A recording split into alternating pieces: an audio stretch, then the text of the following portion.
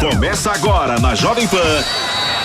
Camisa 10. Informação e opinião. Você joga no nosso time. Camisa 10. Boa tarde, estamos abrindo o nosso Camisa 10, 25 de dezembro de 2021, Pedro Marques. É Natal. Feliz Natal para todo mundo Natal, que Pedro Marques. Aqui o Camisa 10 da Jovem Pan, uma data muito Feliz Natal, especial. Feliz Natal a todos. Feliz Natal também ao Bruno Prado, que compartilha essa data, né, com muito carinho, com muito amor, assim como o público de casa. Vamos falar do Palmeiras, Pedro Marques, Vambora. que ganhou um presentão nessa temporada, é verdade, Pedro um Marques. presentaço de Natal, né? O tricampeonato da América, o segundo título em cerca de 10, 11 meses. Estamos vendo imagens do jogo do Palmeiras contra o Flamengo, daqui a pouquinho falaremos do Flamengo também. Também, o Flamengo chegou na grande decisão, um duelo de duas equipes assim diferentes, o Palmeiras mais na estratégia, o Flamengo usando a sua qualidade técnica, jogadores de nome, a gente fala aqui de Gabriel Barbosa, Bruno Henrique, voltou nesse jogo também o De Arrascaeta para jogar a decisão.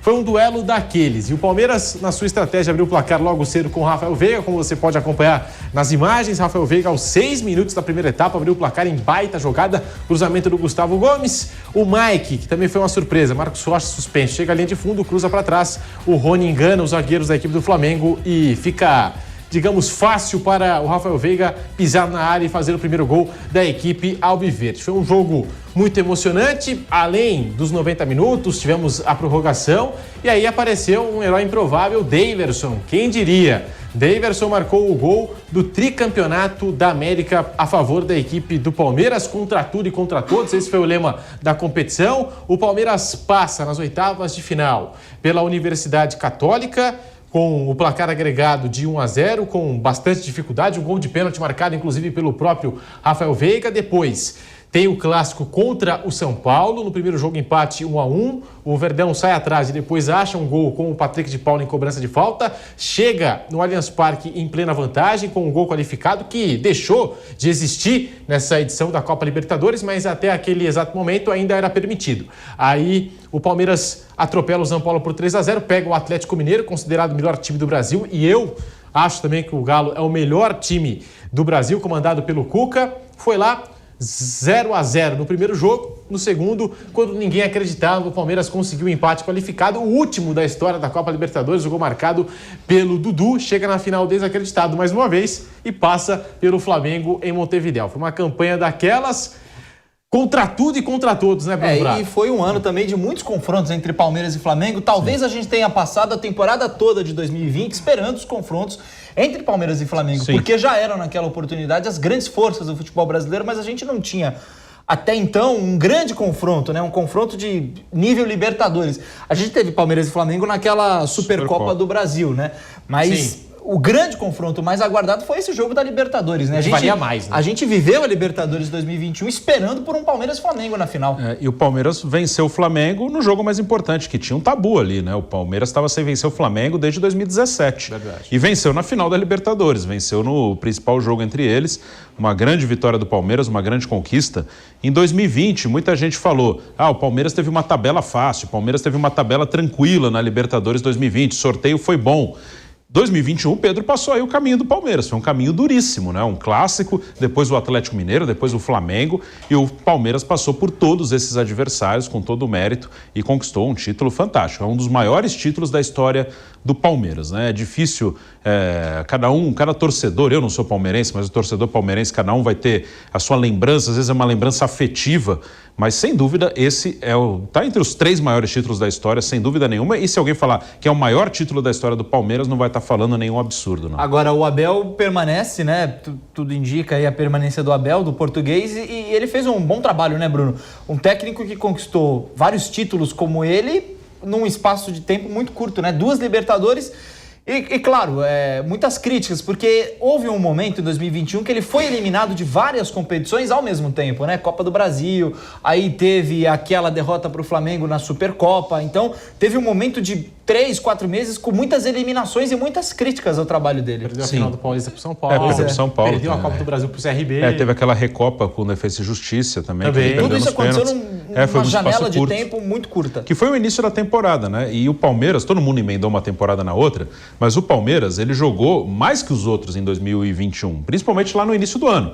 Supercopa do Brasil e Recopa Sul-Americana. Já são 3 jogos aí, que a Recopa eram 2 jogos, só o Palmeiras jogou esses 3 jogos. Mundial de Clubes, aconteceu em 2021, o Mundial de Clubes referente a 2020. Então o Palmeiras viajou para o Catar já dentro do ano de 2021. O Palmeiras fez as finais da Libertadores 2020 em 2021. Os 2 jogos com o Grêmio, final da Copa do Brasil 2020, também já aconteceram nesse ano. Então era um início de ano muito difícil do Palmeiras. E essas derrotas aconteceram pouco depois do retorno dos titulares que tiveram uma folga. Não dá nem para chamar de férias ali no início do ano. Então foi tudo normal, mas aqui você não pode perder. E Recopa Sul-Americana e Supercopa do Brasil, claro que é sempre legal ganhar, principalmente Palmeiras e Flamengo. O torcedor do Flamengo adorou ganhar aquela Supercopa do Palmeiras. Mas são amistosos com taça, né? Não são grandes títulos. Tanto que o Flamengo terminou o ano e ninguém falou, nossa, o ano foi ótimo, ganhamos a Supercopa do Brasil, né? Ninguém fala isso. Na hora você comemora, curte, mas eram amistosos. Mas para quem perde sempre vem aquela cornetagem. Mas depois o Palmeiras conquistou o grande título da temporada e terminou muito bem o ano de 2021. São títulos de pré-temporada e com essa conquista o Palmeiras sobe na mesma prateleira de Grêmio, Santos e São Paulo como o maior campeão brasileiro da história da Copa Libertadores com 3 conquistas. E só mais um número interessante,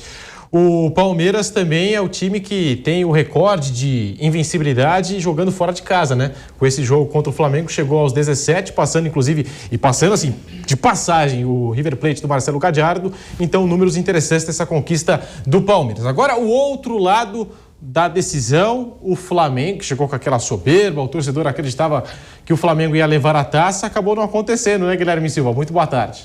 Boa tarde, Pedro. Boa tarde, Gabriel, Bruno. Um Feliz Natal para todos vocês. Você também, Guilherme. Feliz Natal. O Flamengo, que teve uma trajetória um pouco diferente do Palmeiras. O Palmeiras começou um pouco desacreditado e foi crescendo. O Flamengo foi o contrário. Começou muito bem. A primeira fase, por exemplo, não perdeu, né? Foram ali os 6 jogos com 3 vitórias e 3 empates. Mas na fase do mata-mata que o problema começou, o time bastante irregular, há muitos altos e baixos. Vale destacar que a primeira fase, a fase de grupos, foi com o técnico Rogério Ceni. Depois o técnico foi demitido por conta dos resultados no Campeonato Brasileiro. Chegou o Renato Gaúcho, assumiu o time já nas oitavas de final e conseguiu até, com bons resultados, passar até pelo Defensa e Justiça, depois pelo Olímpia, também pelo Barcelona de Guayaquil, mas muita gente dizia, o Flamengo está passando por uma chave que é a mais fácil, é um lado mais, né, tranquilo, então está fazendo ali o seu dever de casa, está fazendo o que deveria ter feito. E aí, quando pegou o Palmeiras na final, que o problema começou, já vinha com uma instabilidade da própria Copa do Brasil, havia perdido para o Atlético Paranaense, no Campeonato Brasileiro via o Galo se distanciar muito, e aí chega para a final com o Palmeiras bastante desacreditado, muita gente dizendo que o time também estava esgotado fisicamente, que não tinha um preparo físico ideal para competir uma final de Libertadores da América, tanto é que o Felipe Luiz até saiu machucado, depois no jogo seguinte, afinal, pelo Campeonato Brasileiro, muitos jogadores ficaram de fora justamente por questões físicas. Então o Flamengo não conseguiu se preparar para disputar tão bem essa final da Libertadores da América, ao contrário do Palmeiras, né, que fez uma preparação muito específica para isso, e aí ficou sem o título da Libertadores da América. E a gente mostrou aí o gol, né, o gol do Davidson, né, o Pedro acompanhou muito bem, numa falha do Andrés Pereira, né? Ali é um momento do jogo, uma localidade do campo que você não pode perder a bola ali, né? Perdeu ali, fatal como foi numa final de Libertadores, acabou comprometendo todo o trabalho, se é que tinha, né, um trabalho do Renato Gaúcho, mas comprometeu pelo menos o jogo ali em si, naquela oportunidade, viu? Como é que você vê esse 2022 das duas equipes, Bruno? Palmeiras e Flamengo. Flamengo que vai precisar de uma reconstrução, né? E teve agora o seu presidente eleito dias atrás, né? O Landim. Sim. Terá mais um mandato pela frente. Foi reeleito o Rodolfo Landim. No seu primeiro ano de mandato, em 2019, ele conseguiu formar esse time histórico do Flamengo, né? Daqueles 11 titulares de 2019, 8 chegaram naquela temporada, 4 no início do ano e 4 no meio do ano, e mais o técnico Jorge Jesus. Depois disso, não dá para dizer que o Flamengo fez contratações ruins, né? Chegaram jogadores até para reforçar elenco. Veio o Thiago Maia, veio o Pedro, veio o Kennedy, depois o Michael, o Andrés Pereira para repor a saída do Gerson. Não conseguiu repor o Pablo Maria até agora, tem problemas na zaga, talvez o Davi Luiz consiga, jogando uma temporada inteira e tem nível para isso. Mas é um Flamengo que tem que entender que não vai ganhar sempre, que não vai ganhar todas, e quando ganhar não vai dar show sempre. É um Flamengo que vai continuar entre os melhores times do Brasil, vai continuar brigando pelos principais títulos, mas tem que entender que tem outros grandes times brigando. Acho que algumas vezes o Flamengo ele saiu um pouquinho do chão, ele saiu um pouquinho da realidade, começou a achar que atropelaria todo mundo de qualquer jeito. E não é bem assim, não é assim que a coisa vai acontecer a todo momento. Sai o Rodrigo Viga, entra o Guilherme Silva, mas a corneta está muito afiada. O Renato Gaúcho tinha um trabalho ou não tinha, Bruno? Tinha. Aí você pode avaliar se era bom ou ruim. Assim, o Renato, eu acho que ele não fez uma coisa que é justo dizer. Ele não fez nada de muito diferente do que ele fez em outros clubes. Se criar uma expectativa maior do que ele pode entregar, aí é problema de quem cria expectativa. O Renato nunca foi um grande estrategista. Ele é um cara que normalmente tem boa relação com o elenco. Também não dá para dizer, não é porque ele não é um grande estrategista que vai dizer, o cara não sabe nada da parte tática. Lógico que ele sabe, né? Senão ele não teria a carreira que ele fez como técnico, que nos números é uma carreira respeitável. Mas colocar o Renato num patamar que ele não tem. O Renato, para mim, nunca, na minha cabeça, passou, não. O Renato seria um excelente técnico para a seleção brasileira. Então, para mim, aí houve um exagero. E aí cobram do cara um exagero que ele também ajuda a inflar, né? O Renato dá algumas declarações que ajudam a deixar esse personagem um pouco maior do que é. É verdade. E o sonho, portanto, do Flamengo acabou no gol do Daverson, que entrou na prateleira do Betinho, do Breno Lopes, do Fabiano, enfim, de vários heróis improváveis da história da Sociedade Esportiva Palmeiras. Queria agradecer aqui ao Guilherme Silva. Você Obrigado tá muito palmeirense, Pedro Marques. Do Flamengo. Muito palmeirense. Você me conhece, sabe que eu não sou palmeirense? Tô falando aqui, presente de Natal, pra quem às vezes fica duvidando aí, querendo saber na time, eu não sou palmeirense. Vai ter que entregar, hein? Vai ter que entregar. Que isso. Então, muito obrigado ao Guilherme Silva. Valeu, Gabriel, Bruno. Feliz Natal. Tem que tomar cuidado, gente. Agora vamos falar do Atlético Paranaense, campeão da Copa Sul-Americana com méritos, planejamento, administração boa, e as informações são dele, Vitor Boni. O ano de 2021 não poderia ser melhor para o Atlético Paranaense, se tratando de competições internacionais. Campeão da edição de 2018 da Copa Sul-Americana, sob o comando de Thiago Nunes, o Furacão entrou na temporada com o objetivo de conquistar o inédito bicampeonato entre clubes brasileiros. No primeiro ano em formato de fase de grupos antes do mata-mata, o Atlético se saiu muito bem no torneio. A equipe comandada por Antônio Oliveira não encontrou dificuldades para ficar na primeira colocação do grupo D, que tinha Melgar do Peru, Alcas do Equador e Metropolitanos da Venezuela. Nas oitavas de final, a missão foi mais difícil. A derrota por 1-0 no jogo de ida fora de casa assustou, mas a vitória por 4-1 na Arena da Baixada manteve o Atlético vivo na competição. A complexidade dos adversários foi aumentando a cada fase. Nas quartas, o Furacão teve a forte LDU do Equador pela frente. E o roteiro se repetiu. O time paranaense saiu atrás na partida de ida em Quito, mas conseguiu virar o confronto em Curitiba e se garantiu entre os 4 semifinalistas. Sem Antônio Oliveira, que deixou a equipe por conta de tropeços no Brasileirão e no Campeonato Paranaense, o Atlético enfrentou o tradicional Peñarol do Uruguai na semi. E os triunfos por 2-1 em Montevidéu e por 2-0 na Arena da Baixada asseguraram mais uma final de Sul-Americana para o rubro-negro. A decisão contra o Bragantino no Estádio Centenário, novamente no Uruguai, já contou com Alberto Valentim no banco de reservas do Furacão. E a equipe paranaense não decepcionou. Com golaço marcado por Nicão no primeiro tempo da partida, o rubro-negro venceu por 1-0 e levou para casa a taça do torneio continental. E o zagueiro Thiago Heleno, o general, deu o segredo para o sucesso tão grande do Atlético nos últimos anos. É muito trabalho, né? Às vezes o trabalho, ele vence o talento, né? E o mais importante também é que nós, jogadores que faz alguns anos, a gente entendeu o que o clube quer, né? A gente entendeu o projeto do clube, né? O clube, ele traça metas para que a gente possa buscar. A molecada que sobe nos ajuda muito, a gente que já está ali, né? Consegue colocar eles para cima e graças a Deus nesses últimos anos a gente vem demonstrando isso. O Atlético é um clube muito sério, acho que devia ser mais falado, né? Deve ser um pouco mais respeitado, né? É um time gigante, então assim, o segredo é muito trabalho, é humildade, procurar vencer sempre e não ter medo de nada. Com a conquista, o clube brasileiro se igualou a Boca Juniors e Independiente, ambos da Argentina, como os maiores vencedores da competição. Já em território nacional, o Furacão se isolou como o time que mais vezes venceu a Sul-Americana e se garantiu na próxima edição da Copa Libertadores da América.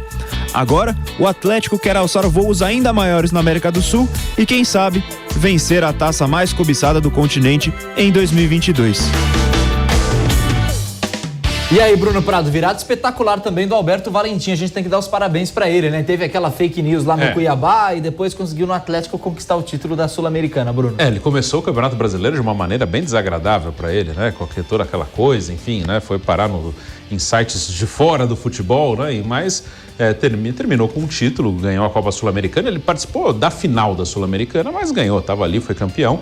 Mais uma Sul-Americana para o Atlético Paranaense, a segunda em pouco tempo, ganhou a primeira em 2018 e foi o que marcou o ano dessa equipe. Fez um brasileiro ruim, Copa do Brasil boa, né? Mas o título da Sul-Americana é um título marcante. O Atlético vai jogar Libertadores, mas no continente o título que ele pode conquistar é esse da Copa Sul-Americana e ele cumpriu essa tarefa.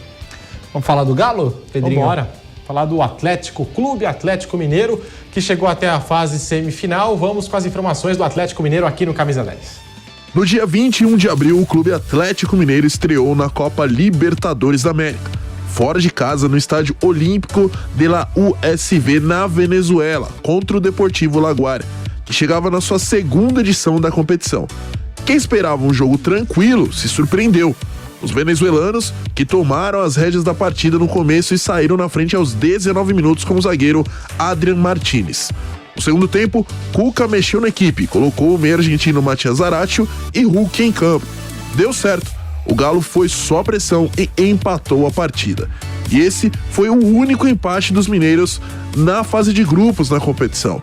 Depois disso, o Atlético Mineiro venceu o América de Cali por 2-1 no Mineirão. Ainda em Minas Gerais, bateu o seu Portenho por 4-0. Fora de casa, venceu o América de Cali por 1-0. O Cerro Porteño também por 1-0 e fechou sua participação vencendo o Deportivo Laguaira por 4-0 em Minas Gerais. Números que deram ao Galo a melhor campanha da fase de grupos do torneio.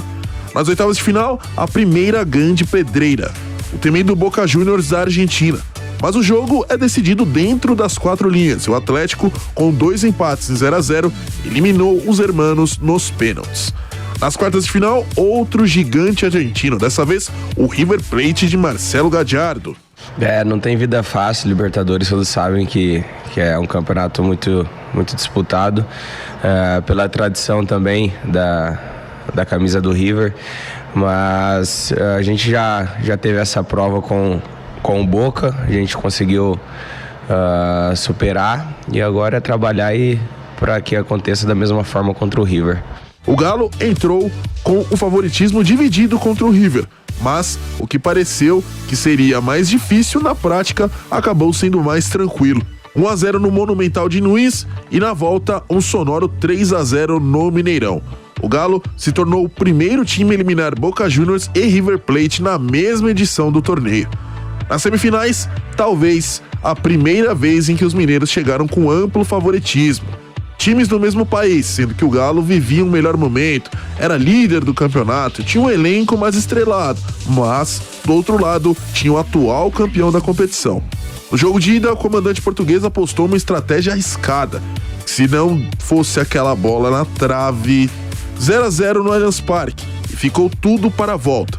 O 0-0 levava a partida para os pênaltis. Empates com gols dava Palmeiras. E a cada gol que o Palmeiras fizesse primeiro, os mineiros teriam que fazer 2. Mesmo com essa vantagem, colocaram o Alvinegro de Minas como favorito. E eles saíram na frente, com o chileno Eduardo Vargas. 1-0, resultado que garantia a vaga final. Mas a vantagem do Verdão era grande e Dudu empatou e decidiu a partida. Fim do sonho atleticano, que deixou a competição de forma invicta. Cara, são caprichos do futebol, né? A gente acabou sendo eliminado, invictos, uma competição, uma maior competição do nosso continente sul-americano, onde por um capricho, por uma forma invicta, pelo regulamento, que a gente sabia que existia essa hipótese do regulamento, a gente acabou sendo eliminado. Agora, a equipe campeã brasileira terá uma nova chance de conquistar a América, como em 2013. É o galão da massa que tirou o River Plate e Boca Juniors. Agora vamos às informações do São Paulo Futebol Clube. Àquela altura de Libertadores ainda tinha Hernan Crespo. As informações são dele, Giovanni Jacom. Fala pessoal do Camisa 10, Feliz Natal para todos vocês nesse dia 25 de dezembro, uma data muito especial, boas festas para você que está nos acompanhando aqui na Jovem Pan. São Paulo é que não teve um bom ano, né? Se o Papai Noel tivesse que avaliar o clube também, não ia avaliar como um bom ano do São Paulo Futebol Clube. Deixou muito a desejar. O tricolor ficou atrás nas competições nacionais, como falamos ontem, e hoje falando das competições internacionais, ou da competição internacional que disputou, que foi a Copa Libertadores América, também foi mal no fim das contas. Fez uma campanha de segundo lugar na fase de grupos e até aí tudo bem, que poderia pegar um adversário mais frágil. Pegou um adversário que conheceu na primeira parte do campeonato, na fase de grupos, que foi o próprio Racing, que passou na primeira colocação. São Paulo acabou enfrentando os argentinos novamente, jogou bem nas oitavas de final, durante a fase de grupos acabou perdendo no Morumbi, um empate também lá na Argentina, e aí contra o Racing na fase de mata-mata, nas oitavas de final, foi muito bem na Argentina e conseguiu a classificação. Mas nas quartas de final, acabou sendo amplamente dominado pelo Palmeiras no segundo jogo, principalmente. Goleada por 3-0, passeio, e poderia ter sido até mais. Uma noite infeliz da equipe do São Paulo, que deixou cedo a competição. E agora, para o ano que vem, terá a Sul-Americana pela frente. Um torneio de um nível teoricamente inferior, mas tudo depende de como é que vai estar posicionado o São Paulo na tabela classificatória, na fase de grupos, onde estará o tricolor. Será o cabeça de chave, então deve evitar algumas pedreiras, digamos assim, mas ainda assim tem clubes muito nervosos ou clubes muito difíceis, ou pelo menos que incomodem bastante o São Paulo, que podem cair no grupo do tricolor para a próxima temporada. Mas isso a gente fala em breve, fala mais pra frente. O São Paulo também decepcionou nessa temporada, só não decepcionou no estadual. Na Libertadores, a forma como saiu acabou sendo também decepcionante. Um abraço pra vocês, meus amigos do Camisa 10. Show! Quartas de final pro São Paulo Futebol Clube. E aí, Bruno Prado, você acha que ficou de bom tamanho? Como que você avalia essa campanha do São Paulo? Acho que a campanha da Libertadores não foi tão ruim, acho que foi dentro do esperado. O São Paulo perdeu para um time que é melhor que ele, que é o Palmeiras. Poderia ter feito um jogo um pouquinho melhor no Allianz Parque, foi atropelado, né? Acho que aí fica, assim, um ponto negativo. Poderia ter pelo menos competido um pouquinho mais no jogo de volta, mas passou pelo Racing, que era um adversário mais ou menos do mesmo nível. Mas o Palmeiras realmente é mais time que o São Paulo, então a Libertadores não acho que foi uma campanha tão ruim, não. Foi dentro do normal. Vamos virar a página agora. O Kaique Silva já está aqui com a gente para falar do Corinthians, Kaique Silva. Exatamente. O Corinthians que teve uma breve passagem em competições continentais nessa temporada e ficou apenas na primeira fase da Copa Sul-Americana. Foi eliminado na fase de grupos porque pegou um grupo complicado. Com o Sport Huancayo, é bem verdade, pegou também o time do Peñarol e o modesto River Plate do Uruguai. O detalhe é que o Corinthians logo na estreia empatou contra o modesto River, era muito favorito para essa partida, mas acabou empatando. O problema é que o Corinthians teve 2 derrotas na competição, justamente para o time do Peñarol. O primeiro jogo contra o time do Peñarol, contra os uruguaios, em Itaquera, perdeu por 2-0 jogando em casa, e no estádio campeão do siglo foi atropelado e perdeu por 4-0, acabou sendo eliminado da Copa Sul-Americana. O Peñarol se classificou, foi o único do grupo a se classificar, foi até a semifinal e eliminado para o campeão Atlético Paranaense. Esse foi o timão em competição continental nessa temporada. Boa, Kaique Silva. Vamos dançar o funk aqui no estúdio. Boa, é isso aí. E Bruno, perguntando em relação ao Corinthians, essa campanha que o Timão fez aí na Copa Sul-Americana, era um time bem diferente, né, do que terminou o ano. Era bem diferente, era bem ruim, né, o time do Corinthians no início do ano, e fez uma péssima Copa Sul-Americana. Ele tinha um adversário, que era o Peñarol, e tomou 6-0 na soma dos placares, né? Então foi uma participação lamentável do Corinthians na Copa Sul-Americana. Depois melhorou bastante ao longo do ano, reforços chegaram. Na Sul-Americana ainda não era o Silvinho, né? Bom, fazer justiça, porque ele terminou o ano muito criticado, mas na Sul-Americana ainda estava o Wagner Mancini e o Corinthians foi atropelado pelo seu adversário. Bruno, o Silvinho, ele estava no time naquele último jogo, a vitória por 4-0, ele até conversa ali nos vestiários com os jogadores, né, depois da partida, mas ainda começo de trabalho, era o Wagner Mancini, que teve ainda muita pressão, até mesmo por conta das 2 derrotas contra o time do Peñarol, que aumentou a pressão ainda mais no cargo. O Wagner Mancini balançou até acabar caindo e sendo demitido do Corinthians. Muito obrigado, Kaique Silva, com as informações do Corinthians. Antes da gente passar a régua, vamos falar do Santos Futebol Clube, que disputou a Copa Libertadores nessa temporada. E quem traz todas as informações é o Diogo Mesquita. E a Copa Libertadores da América foi bem curta para o Santos. A equipe caiu no grupo C ao lado de Boca Juniors, Barcelona de Guayaquil e The Strongest. Aparentemente, um grupo sem muitos sustos, tirando o poderoso rival argentino. Porém, logo no início, o Santos foi dando sinais de que não teria vida fácil. Perdeu em casa para o Barcelona e depois fora para o Boca. Só foi pontuar pela primeira vez na terceira rodada diante do Strongest na Vila Belmiro. Mal também no Campeonato Paulista, o Peixe acabou vendo a saída de seu treinador Ariel Roland e a chegada de Fernando Diniz, que teve seu primeiro jogo diante do Boca Juniors na Vila Belmiro e, sem conseguir trabalhar seu time, ao menos deu essa preleção e conseguiu dar uma injeção de ânimo em seus jogadores, pelo menos para aquela partida. Nascemos para isso. Então vocês joguem com coragem, joguem com alegria, que se for, não tem resto. É vitória, é alegria para jogar, é união, é carinho para quem está. Se proteja o São Paulo, agora tem que proteger. Vai lá e jogar essa porra. Na sequência, o Santos continuou mostrando um futebol ruim e perdeu seus outros 2 jogos. Pela segunda vez em sua história, o Peixe caiu na primeira fase da Libertadores da América. Valeu, Diogo Mesquita. E olhando essa preleção do professor Fernando Diniz, né? Uma quebra radical de estilo no Santos. Sai Fernando Diniz, entra Fábio Carille, né, Bruno? Foi uma mudança muito grande ao longo da temporada. Eles são completamente diferentes, pensam futebol de maneira completamente distinta. O Diniz veio para o lugar do Ariel Roland. Aí até era uma escolha mais coerente, né, dentro do estilo de cada treinador. E depois o Carille veio para salvar o time do rebaixamento e conseguiu. Na Libertadores, o jogo-chave foi o primeiro, né? Ainda era o Roland no comando, que o Santos perde em casa para o Barcelona de Guayaquil. Ali ele se enrolou, ganhou as outras 2 em casa, mas não ganhou nenhuma fora e acabou eliminado. E o Barcelona mostrou que na prática era ele o melhor time do grupo, porque ele ficou na frente do Boca e do Santos e foi até a semifinal da competição. Foi o único de fora do Brasil que chegou na fase semifinal da Libertadores. E a gente falava do Diniz, né? Ele teve um ano também meio complicado, né? Não foi bom o ano dele. Não tá acertando a coisa pro Diniz, né? E ele, quando começou o ano, né? Não a temporada, ano de 2021, ele ainda estava no São Paulo, liderando o Brasileiro. E tinha o Fortaleza como opção, né? Tinha o Fortaleza na época que ele foi pro Santos, né? Então ele começou o ano com aquela queda no São Paulo. Aí ele teve essa opção, Fortaleza demitiu o Anderson Moreira, o Santos tinha a saída do Roland e ele foi sondado, preferiu o Santos, né? E o Fortaleza trouxe o Vojvoda e se deu muito bem. No Santos teve os seus altos e baixos e depois também o Diniz resolveu tentar trazer o Vasco para a Série A. Ele pegou o Vasco na 10ª posição da Série B. Teve um momento que ele chegou a subir para 6º, mas caiu de novo. Então as escolhas não foram muito boas para ele, não. Valeu, Bruno. Valeu. Feliz Natal para quem está acompanhando. Segunda-feira voltaremos. Um abraço, gente.